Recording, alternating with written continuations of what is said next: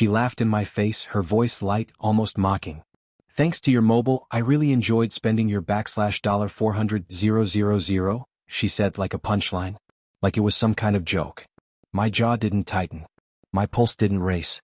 I just smiled, slowly, calmly, a smile she hadn't seen in years, the kind that held a satisfaction so quiet, so controlled, that it cut through her pride like a blade. What she didn't know, what she could never have known, was that the account she drained wasn't mine. It looked like mine. Same bank name, same login design, same transaction history. But it belonged to someone else entirely.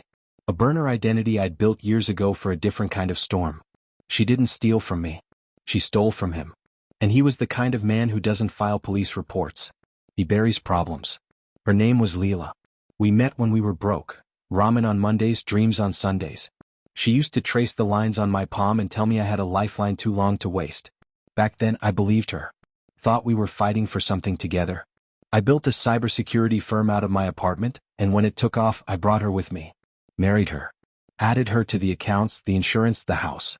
Gave her half of everything. Maybe that was my first mistake, thinking love meant access. Thinking vows meant loyalty. 6 months ago, though, everything shifted. She used to hum when she cooked. That stopped. So did her sleep schedule. She'd stay up late, whispering to someone in the hallway. I wasn't paranoid. Not yet. But I noticed the wine bottles stacking up. Her phone started to lock. My gut tightened, quietly, subtly.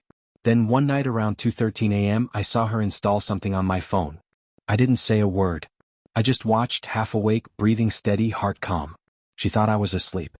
The app she installed appeared harmless, just a budget planner disguised as a piggy bank. But it was spyware designed to skim logins and sync transactions.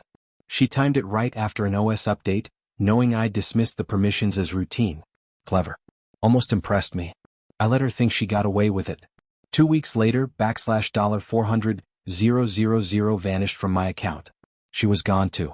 A photo posted 2 days later, her on a yacht, smiling with some man whose face she didn't tag. The caption? Asterisk new beginnings. Cheers to freedom. Asterisk I didn't scream. I didn't cry. I just watched, read every line of that post like it was a confession. I traced the GPS metadata. She hadn't scrubbed it clean. Dominican Republic. Private dock rented under an alias. She thought she was clever, but I'd been watching the game longer than she had. The account she drained was one of 3 I kept under ghost identities. Digital shells I built during my early hacking days. Untraceable. Off-grid. Tied to names that only existed in server shadows. One of them belonged to a man named Victor Ruiz, a cartel middleman who died in 2017. Only his account stayed alive. When I saw her access it, I let it happen. Step 1. I cloned her phone from a distance, pulled texts, voice notes, photos. Especially the ones with her boyfriend. His name was Alex, former club promoter, amateur crypto investor. Sloppy with encryption. Easier to map than a city bus route. Step 2. I set breadcrumbs. A trail of crypto wallets filled with fake tokens and high-yield investments. They couldn't resist. Greed never asks questions. They moved the money, all of it, into a private wallet I could access through a single seed phrase.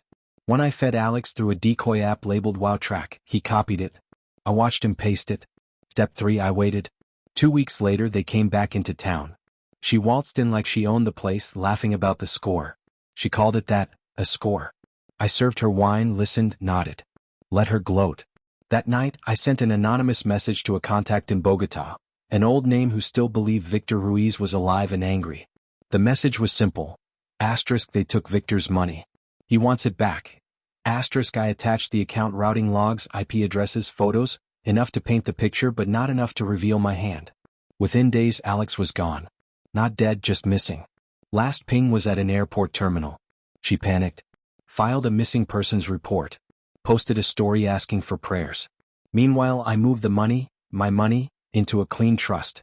New identity. New country. Everything in motion. She came home one evening to find the house empty. Furniture gone. Utilities cut. Locks changed. And I was waiting at the dining table, a single document in front of me, divorce papers. She tried to scream. I offered her a pen. You should sign before someone else finds you, I said. You stole from a ghost. And ghosts don't forgive. Her face turned white. You set me up, she whispered, voice shaking. I leaned in, close enough to smell her perfume. No. I watched you set yourself up. I just held up a mirror. She signed, her hands trembling. No more smirks. No more yacht captions. Just silence. The kind that follows a detonation. I left that night without looking back. The air felt cleaner, colder. Honest. People think betrayal breaks you, but it doesn't. Chisels you. Sharpens the edges. Shows you who you are when there's nothing left to lose. She thought she played me. But in the end it was me who controlled the game.